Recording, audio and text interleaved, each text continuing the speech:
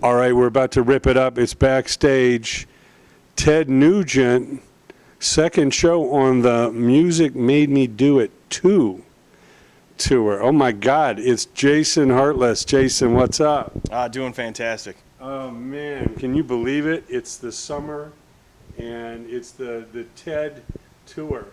How many years has this been now? This has been my fourth year with Ted, and it's just we do the same thing every year: July, August, September, and it's every single year just an absolute blast. So it's like the summer vacation. Exactly. Yeah, my summer with Uncle Ted is always a fun experience. Yeah. Well, it's amazing. I know your fellow Detroiters.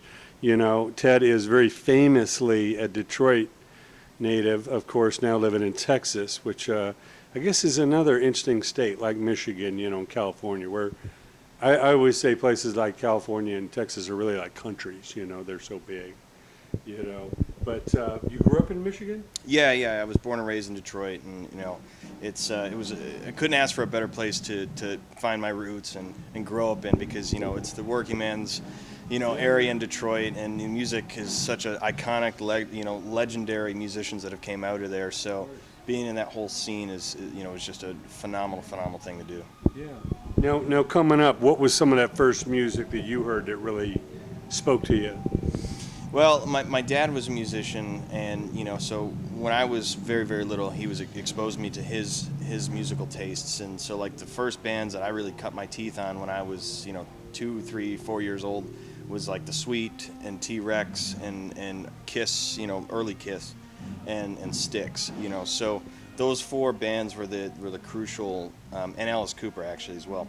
Those bands were very, very crucial, but more specifically T-Rex and the Sweet, that early glam stuff. And I remember there was a VHS tape of all Top of the Pops performances of glam rock musicians in the early '70s, and that's one of my earliest memories is watching that. And so even though I'm a Detroit guy, most of my early influences were British musicians. Well, two quick stories. Number one, I was 5. I saw the Beatles and Ed Sullivan. My family moved to England, '64. I'm watching Top of the Pops every week. That's like the show as a kid. And of course, Mark Bolan, of course, Sweet, of course, Bowie. Everybody was on it. First time I ever saw a guy with a ponytail was Tom Jones. Mm-hmm. I was like, wow, that's crazy. I'm a little kid. And Top of the Pops I believe it was Thursday night, something like that, Thursday or Friday night. But what a legacy. I look back, I found out later that thing ran for like 40 years. Oh, yeah. I mean, the amount of legendary performances, even though most of them were lip-synced, it doesn't matter. Yeah. They were No, still I mean, great you could literally go from a nobody to being a national sensation by having a hot song on Top of the Pops. Absolutely. Everybody watched it. Everybody ran out to the record stores the next day, Right. So it's nuts. And the second story is, I'm really good friends with the Sweet. They play here all the time. Steve Priest, the founding member, lives out here. Richie Honori, is the drummer. Right. Yeah. Did you connect with Richie? Steve Priest and my dad go back a long ways, and Fantastic. Steve actually called me on my 5th birthday, and another part of my career is I'm a managing partner in a music conglomerate, which I oversee day to day on a vinyl reissue company. And we recently did a Sweet release, and Steve and us partnered in on it, and so it's like greatest hits or what? No, it was a live album. It was sort of a live album. It was their tour rehearsals from 1976, the Level-Headed tour. Wow. I love It's Like Oxygen. I remember it well. I was going to college up in the Seattle, Vancouver area. Sorry, 1977. Yeah, and they'd have like a new music hour every week, like on a Tuesday night. And I'll never forget hearing Level-Headed over the headphones. It would start at like 11 o'clock at night. And I'm hearing those chords and that hook. And I just knew it was going to be a classic. Yeah, absolutely. It's amazing stuff. Well, that's incredible. For a youngster, you got your hands in the retro business, the vinyl business, and of course, like you say, Detroit with the history, not only Ted, Alice Cooper and the Stooges, and of course, MC5, The Rationals, you know, Mitch Ryder and Detroit Wheels. Yeah. I mean, the list goes on and on and on and on and Yeah. on. You know, What was the ballroom? The Grandy Ballroom, the Vanity Ballroom, the Ballroom. Cinderella Ballroom. I mean, the amount of legendary venues that were in Detroit, you know, was just insane. Now, the Grandy is still standing physically, but it's been abandoned for, you know, almost 50 years. Right? But Took that's a few $1 million to renovate that yeah. place. Well, luckily, it was just in the last 6 months structurally stable to be restored. So, Okay. but it's still in a rough neighborhood. But I mean, that was the epicenter of, you know, music back in Detroit in the Right. late So '60s. maybe if you got a secure parking lot, maybe you can do something there. But Yeah, It's, it's going to take a lot of millions of dollars to fix that thing up. wow, that's amazing. So now, when did Ted Nugent first come on your radar as a youngster here in music? Well, it's funny because, you know, I never really was exposed to the music until later in my life, and you know, but obviously being from Detroit, you always hear the name Ted Nugent, and you know Cat Scratch Fever and Stranglehold and all that stuff, but. Throughout my career, starting when I was very young, Ted Nugent's kind of always popped up somewhere in my career, you know, and like I did my first solo record when I was between 8 and 10 years old, and Corky Lang from Mountain was the producer, and when that came out, I don't even remember how it happened, but somehow there was an advertising spot for my record on Ted's website. And then fast forward a couple years, I started taking lessons from Tommy Clufetis, who now drums for Black Sabbath and Ozzy. But at the He's time, from Detroit? yeah, at the time he was drumming for Ted Nugent. Okay. And you know, so it's just there's been these little things, and then in Sure. 2014 was really when I was able to kind of get my foot in the door with everybody with Ted, and a band I was touring with, Pistol Day Parade, opened for Ted for You played in this 2 venue, months. didn't you? Did you do this circuit with Yeah. that band? Yep. Yeah, we did. It was a Shut Up and Jam tour, and we played here. Was that the tour where Derek St. Holmes? Yeah, it was the last tour Okay. Derek did, and then you know, so we did that whole tour. That kind of got my foot in the door, I was and here then for that. the next tour, you know, I ended up being in the band. So audition process, or he Well- basically knew you so well at that point? No, it wasn't so much Ted as it was our production manager Frank, and also I connected with Ted's manager as well. And you know, after that tour, the band ended up dissolving. So I was looking for work, and I contacted a few people in the industry, Ted's manager being one of them, and he hit me back, was like, can you play Ted Nugent set? I'm like, sure.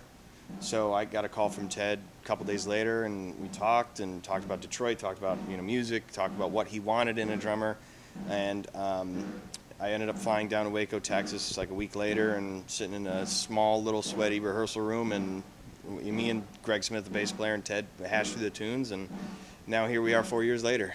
Wow, amazing.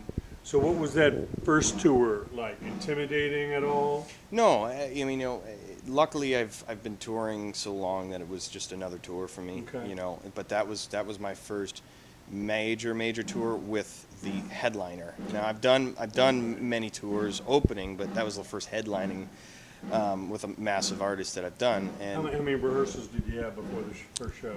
honestly, not many. Whoa. You know, because honestly, when you play with an artist at a certain level, you're expected as the hired musician to know all of the stuff. So it makes it easier for the artist to not have to sit there and grind out songs that they've written and they've, you know, played 9 billion Right, times. maybe they run through it, but they don't want to sit there and teach it to you. Exactly. So, you know, it helps tremendously. You just got to do your homework, come in, and, you know, we rehearsed at, my first rehearsal we did at Ted's Ranch up in Michigan, and it was maybe only 2 days, but we only maybe rehearsed for a couple hours, Okay. you know, so, but yeah, it was a phenomenal first experience, and, you know, being with an artist at Ted's musical level, you know, is just absolutely phenomenal, because his musical sense and knowledge just is beyond what I expected going into it. Yeah. What was the first, like, pinch me surreal moment, like looking out and that's Ted Nugent that you're Every night, backing up. every night. You know, playing Stranglehold. It's the iconic song. You know, I played that many times with previous artists that I've worked with as, you know, go-to cover song or something. But now I play it with the guy that wrote it. You know, so I'm never one to get butterflies before a gig or anything like that. But you know, occasionally I kind of got to check myself and, you know, think, oh well, I'm actually playing with a guy. Yeah, this is not the tribute band. Exactly. Now, obviously from the front of the house, we hear tremendous amount of feedback and reverb. I mean, is the stage shaking or what? I mean, what do you hear from those amps? Nothing, because I use in-ear monitors. Okay. So what I'm hearing is whatever mix that our monitor engineer Okay. gives us. So you're protected from that wall of sound that we hear out there. Yeah, I mean, even if I didn't have the in-ear monitors, you know, the amps are in front of me, so Okay. I'm not really hearing a whole lot as it is. So, but having the in-ear monitors, I'm able to hear everything that goes on, and you know, that way it's Okay. not a jumbled mess. Yeah. So the set list this time, how does it differ from before? It's much different than before. You know, Stranglehold was always the last song before the encore. Now we're opening the set with Stranglehold, which he used to do back in the mid '70s. You know, so it's going back to that, you know, old school thing. On top of, we're playing a number of deep cuts from the Free for All record, Cat Scratch Fever record, and actually, yeah, just deep cuts from those two albums. So, you know, it's a nice combination of the hits and some deep cuts. So from the self-titled debut, besides Stranglehold, what do we got? Doctor, that's what the doctor ordered, or Hey baby, Hey Baby. Stranglehold. That might be it. Okay. Yeah, I go way back. First time I saw Ted, he was doing a Battle of the Guitars with Mike Panera in Dayton, Ohio, where I was going to high school, and it was like '73, I believe. And then I moved to Panama, Central America, and graduated high school, '75, beginning of '76, the bicentennial summer. I came back to Dayton, Ohio to hang out with my buddies that were graduating after I graduated in Panama. And first concert back after a year of starving for shows. I'm front row, Dayton Hare Arena, general admission. I was so amped up. I was the first one in line. On the edge of the stage, Ted opens for Richie Blackmore's Rainbow with Ronnie James Dio. I mean, That's awesome. it was an amazing show. And then 3 days later, I drove up to the top of the middle of nowhere in Ohio, and it was Foghat, Nugent, Seeger, Head East, Angel, Stars, everybody. I don't even, I'm still trying to figure out where that farm was. It was literally like a Woodstock kind of thing. Foghat headline. But when Ted came out, he's like, oh, my friends from, you know, Columbus here, my friends from Cleveland here, my friends from Indiana. He named off all the cities, and of course, Detroit, Chicago. I mean, people had come from all over the Midwest for the show. It's quite impressive. So that was my first big taste of a festival Nugent crowd. Now, obviously, you do these shows in the summer. You're part of this conglomerate. So you're doing reissues, and what else? What other stuff are you involved in? That's kind of our main focus, you know, is the vinyl reissue thing, because Okay. it's such a, you know, interesting thing nowadays, and obviously the vinyl's made a comeback. But, you know, I got a year left at my bachelor's degree at Berklee College of Music business degree. So it's, you know, being able to work on this stuff while I'm in college helps Do you do that tremendously in the fall, in the winter? all year round. Because with my tour schedule, luckily Berklee has a online program. So it's like right now during the day, usually I'm sitting in my hotel room doing my homework, Is that right? and you know, it's a pain in the ass being on the road, you know, but it's better than not doing it all. Yeah. So you'll have that degree. You got the work experience. Now, what's the different levels? Because obviously playing with Ted, playing these shows, playing these anthems, is hard to beat. But I mean, what enjoyment do you get out of the other side of the business, like giving fans great vinyl of what they love? Well, I've literally my whole career I've tried to put myself in every single aspect of it. You know, I'm an engineer at a studio in Detroit, and I got this business, and then I'm playing, and then I'm a studio musician and all this stuff. So it's I never look at it as a fallback. I put my eggs in a lot of different baskets to make sure I'm not sitting around doing nothing. And my phone's not ringing, and then eventually there's going to come a day where my phone will stop ringing as a player.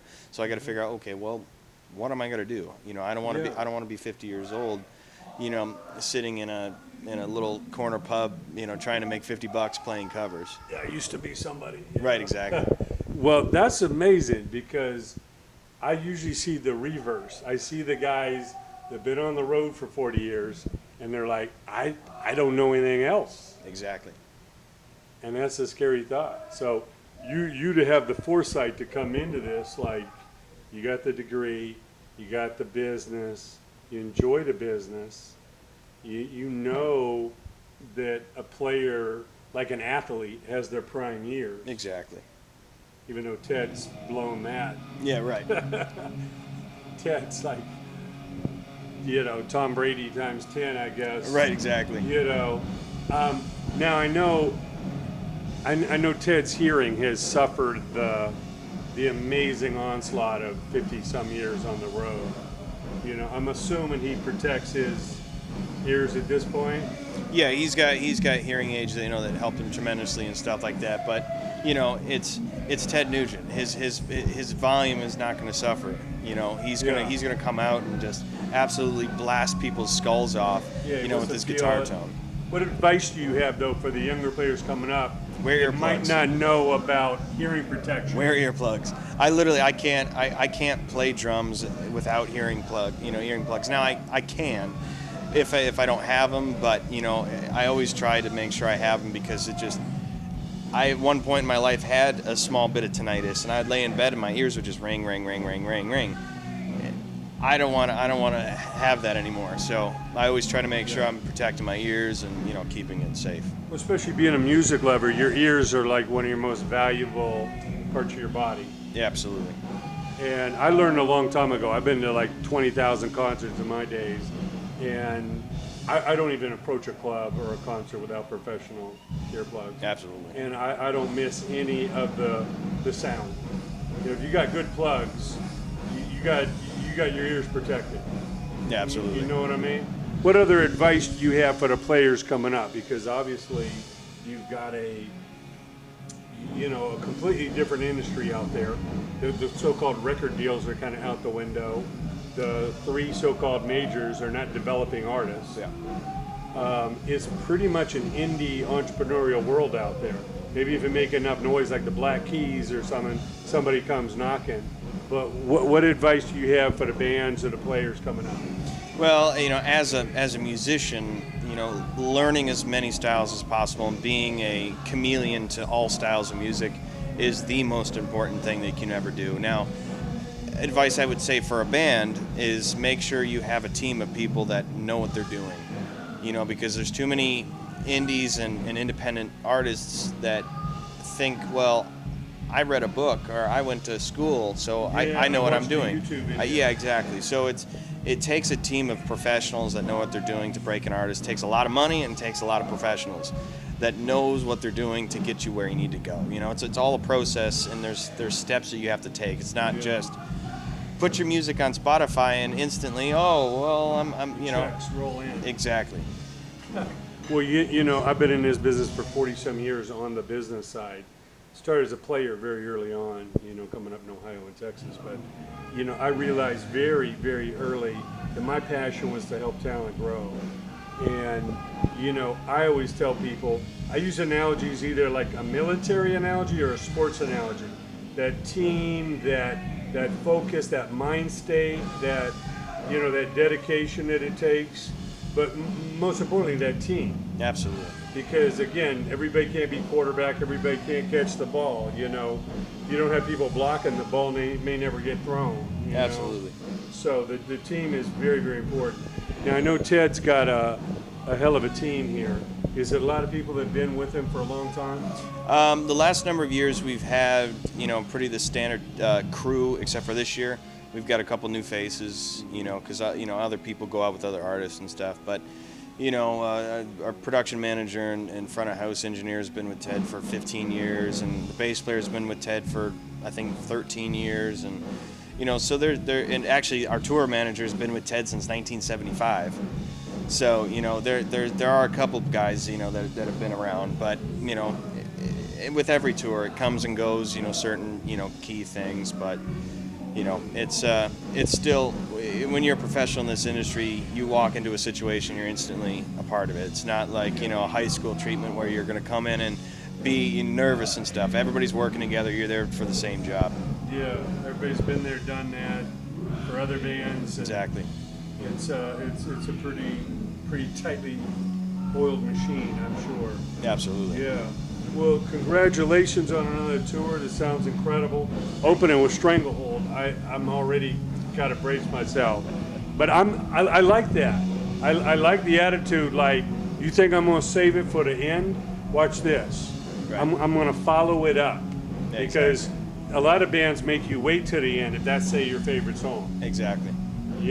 But if you're confident, like, no, I got another 20 like that. Yeah, right, exactly. So, any original music that you're working on that No, we might hear? I'm a touring session musician. I've never written a song in my life. Okay. No interest in not at creating all. original music. Not at all. I prefer to be the guy that comes and collects the check. You're the timekeeper. Exactly. That's amazing. Well, Jason, I can't wait for another great show. I can't even count the number of TED shows I've seen, but just being a lover of music, and even though I'm heavily involved in the music, I let everybody know you can never stop being a lover of the music. Absolutely. Doesn't mean you're some fanboy geeking out, stalking somebody, but if you really love this, if this is your life, you really can't get enough of it. Exactly. And the more experiences you have, the stronger you are in any one of those that you do. Absolutely. Well, congratulations. The music made us do it again. And I already know, man, those drums. By the way, what kind of drums you play? Pearl drums. I've never played anything else. Wow. Do you go to the NAMM show at all? Yeah, every year in January. Okay, so we're going to see you at the Pearl booth. Oh, yeah.